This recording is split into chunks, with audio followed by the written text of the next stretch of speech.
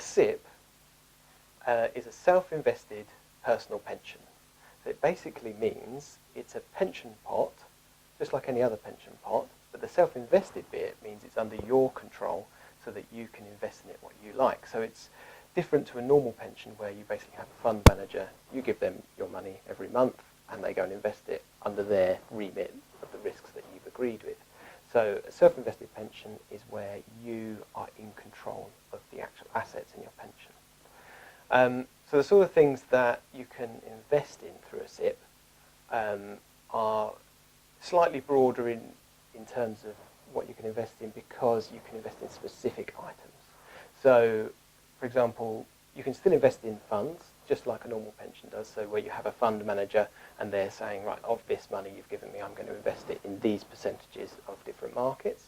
But you can also invest in very specific things, like you could buy a commercial property or commercial land, or do very specific stocks and shares that you might want to do, so you really are able to play with the money effectively.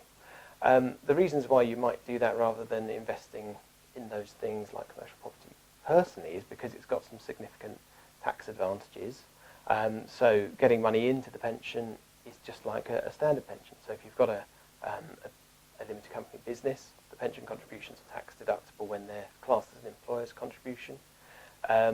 Additionally, the growth in the pension pot is tax-free, so there's no tax implications on that. So if you had a commercial property you own personally, for example, you'd be paying tax on the profits that makes. Well, inside a SIP, there's no tax to pay.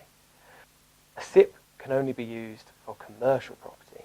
Residential property is excluded.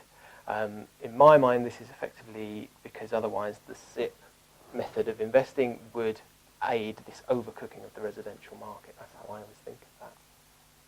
There aren't any silver bullets to fire to get other investment options tax-free. There's none as good as a SIP. There are some more complicated options out there, but they sort of run down a similar vein as a SIP.